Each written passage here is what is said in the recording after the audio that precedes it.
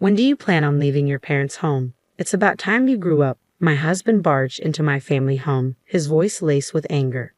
That should be my line. The one who's been ignoring me is you.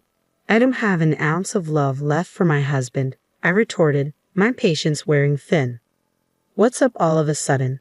After ignoring me for so long, he spat out, his face flushed with frustration. Since when did my wife get so cheeky?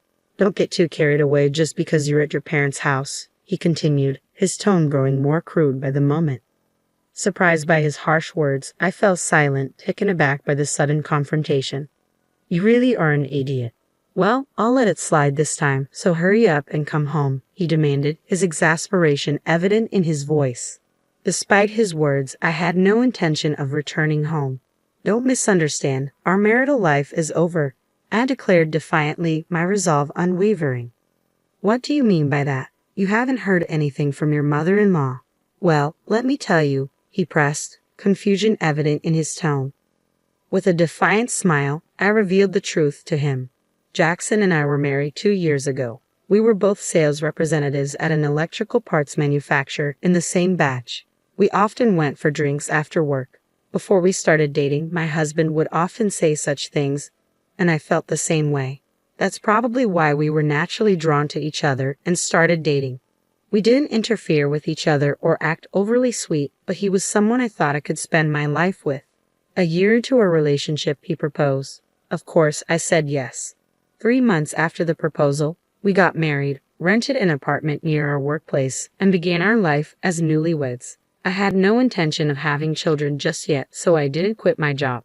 Despite our marriage, my husband often neglected his responsibilities at home. I'm going out for a bit again. You should help with the cleaning once in a while, he would say, leaving me to manage everything alone. It saddened me that he didn't contribute more, but I tried not to dwell on it, believing it was just the role of a wife. However, as time passed, his absences grew more frequent, leaving me feeling neglected and unloved. One night, he returned home late, offering no explanation for his absence. Who were you drinking with? You were out quite late, I questioned, but he ignored me, retreating to the living room without a word. I knew better than to press him when he was in a foul mood, so I left him alone, hoping he would return to his usual self by morning. But the next morning, as I prepared breakfast, he showed no signs of remorse or explanation for his behavior. Good morning. Anything wrong yesterday? He asked casually, as if nothing had happened the night before. I attempted to engage in conversation with him as usual, but he merely cast a glance in my direction before wordlessly retrieving a bottle of water from the refrigerator and exiting the living room. His demeanor seemed off, unlike his usual post-sleep mood improvement. It was an unprecedented behavior that left me genuinely puzzled. 2 days passed with him not uttering a word to me. His prolonged silence hinted at a deep-seated frustration or anger. Uncertain of how to proceed, I opted to refrain from pushing him and chose not to initiate any conversations, hoping time would provide clarity. However, his mood remained unchanged, leaving me increasingly worried. This prolonged silence was uncharacteristic of our relationship, and I feared it signaled a rupture that might be irreparable. Desperate to communicate with him, I attempted various methods from messages to notes, all of which were met with disregard. Faced with dwindling options, I resorted to a drastic measure, omitting dinner preparation. It was a deliberate move, hoping it would compel him to address the situation. Yet even then, his departure from the house was marked by silence, leaving me stunned and questioning the depth of our marriage's hollowness. His absence that night left me in solitude, contemplating the state of our relationship. The following morning, as I speculated on his whereabouts, I discovered a note on the table, bearing words dripping with disdain, "Do not slack off your duties as a wife." The audacity of his message, delivered amidst his prolonged silence, incited a wave of indignation within me. How could he expect adherence to marital responsibilities when he refused to engage in meaningful communication? The realization dawned that we hadn't shared a proper conversation in over a month, highlighting the chasm that had developed between us. As I laid eyes on the note, a surge of anger towards my husband erupted within me. I can't deal with this anymore. I can't bear it anymore. I'm going back to my parents' house, I muttered to myself, overwhelmed by the suffocating silence that had enveloped our relationship. Leaving those words beside my husband's scribbled note, I made the decision to return to my parents' home. After an hour's journey from the apartment we shared, I finally arrived, greeted by the shocked expressions of my parents. "Emily, what in the world happened?" they inquired, their concern evident. I explained the situation, and without hesitation, they welcomed me with open arms. Their kindness provided solace, offering a safe space where I could freely discuss my struggles. "Thank you. I think I'll stay here for a while and observe how things go with my husband," I expressed, grateful for their unwavering support. Back at our shared apartment, the anticipated communication from my husband never came. His silence spoke volumes, leaving me resolute in my decision to maintain distance until he made an effort to reach out. Days turned into weeks, and still, there was no word from him. I grew accustomed to his absence, focusing on rebuilding my own life. Half a year passed, and just as I was about to step out for some shopping, I opened the front door to find my husband standing there, his expression stern and determined. "Why are you here?" I blurted out, momentarily forgetting his existence. As he stood in silence, I braced myself for whatever he had to say, but to my surprise, he remained wordless, his glare speaking volumes. Realizing he was still playing his silent game, I felt a wave of frustration wash over me. I have nothing to say to him, I thought, wishing he would just leave. With that in mind, I attempted to leave for the store, but he silently moved to enter the house, further prolonging our silent standoff. "What? Wait, what are you doing?" "Stop." I hurriedly tried to prevent him from entering, but he simply regarded me with a perplexed expression, as if unable to comprehend my actions. "Don't just barge into someone's house. I'll call the police," I blurted out in a mix of frustration and alarm, but my husband's reaction was far from what I expected. He smirked, a gesture I hadn't seen from him in a long time, his voice now low and icy. "You've become quite cheeky for a wife," he remarked coldly, his words cutting through the tension. "Cheeky? You're the one who's been ignoring me all this time. I'm not pleased with you suddenly showing up," I retorted, feeling the weight of his accusations bearing down on me. "Since when did you get so high and mighty? Don't let staying at your parents' house go to your head," he continued, his tone growing increasingly hostile. It was jarring to hear him speak so rudely, and I struggled to comprehend his sudden change in demeanor.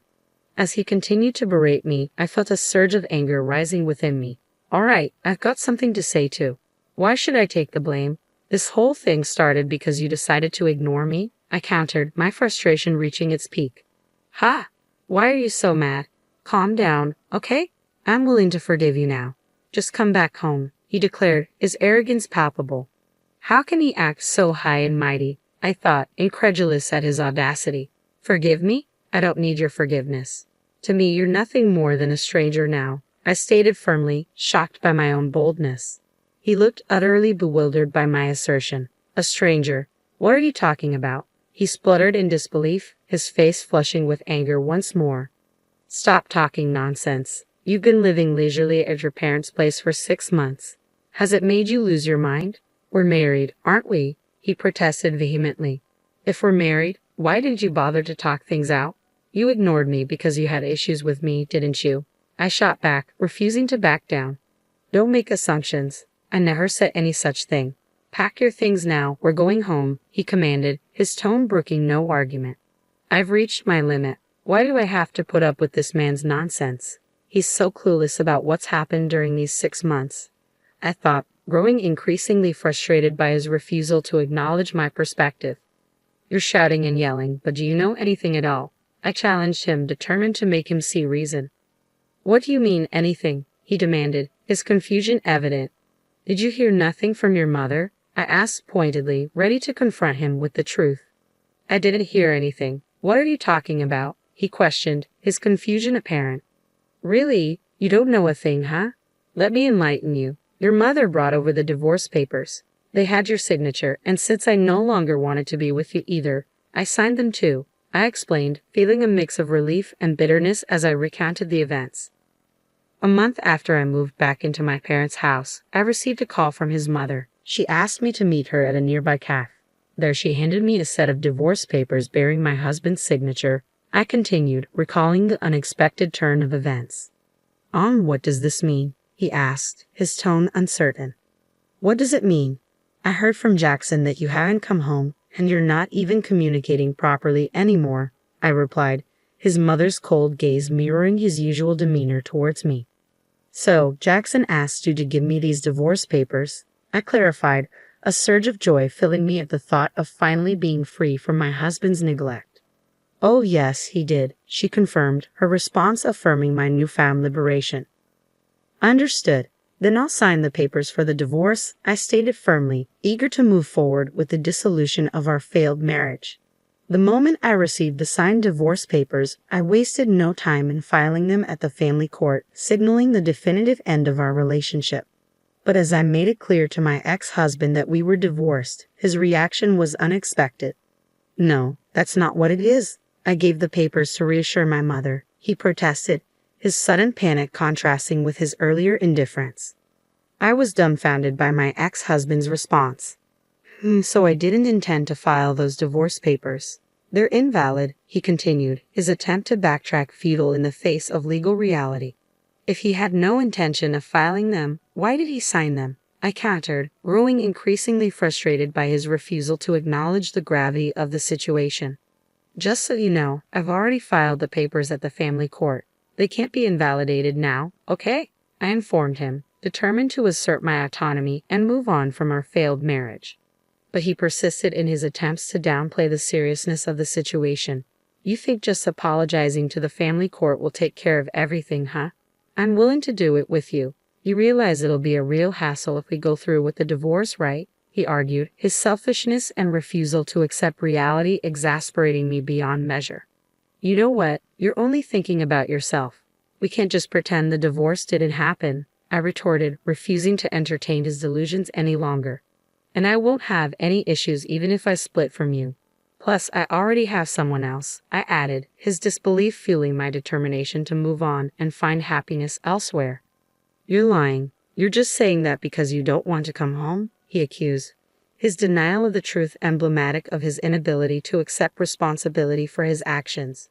"It's not a lie. It's the truth," I asserted, feeling a sense of liberation as I finally spoke my truth. "I won't forgive you," I declared firmly, despite the disbelief in my ex-husband's eyes. He could refuse to accept it all he wanted, but the truth remained unchanged. As I pondered how to make him understand, I sensed a presence behind me. "Are you okay?" My boyfriend's concerned voice cut through the tension, accompanied by raised voices from inside my parents' house. "I'm okay. I'm sorry for worrying you," I reassured him, grateful for his support. My boyfriend, still unfamiliar with my ex-husband, looked on with curiosity. "Emily, who is this guy? Do you know him?" he asked, his protective instincts evident. "That's my ex-husband," I replied, watching as my ex struggled to find his voice in the face of my boyfriend's imposing presence.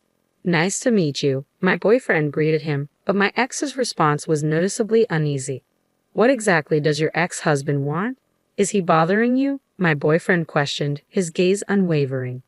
No, I'm not doing anything," my ex stammered, retreating from the confrontation. With firm resolve, I escorted my ex-husband out, confident that my boyfriend's presence had deterred him from returning. True to my expectations, he never showed up again. In the aftermath, his own actions and neglect had sealed his fate, culminating in the signing of the divorce papers. It was a testament to his foolishness and lack of foresight. A week later, prompted by my boyfriend's inquiry, I realized I had almost forgotten about my ex-husband. Curiosity piqued, I reached out to a mutual friend for an update. "He hasn't been doing well since the divorce. He's really lost his spark," the friend revealed, shedding light on my ex-husband's downward spiral. Surprised by the news of his abrupt resignation from his job, I couldn't help but wonder about the sudden turn of events. It seemed his facade of taking care of his mother was just that, a facade. Despite the revelations, I couldn't find it in me to sympathize. His actions had led to this outcome, and now I was focused on building a happier future with my boyfriend. As a newly divorced woman, marriage wasn't on the cards immediately, but we planned to register next year. With proper communication and mutual respect, I hope to create the happy family I had always dreamed of.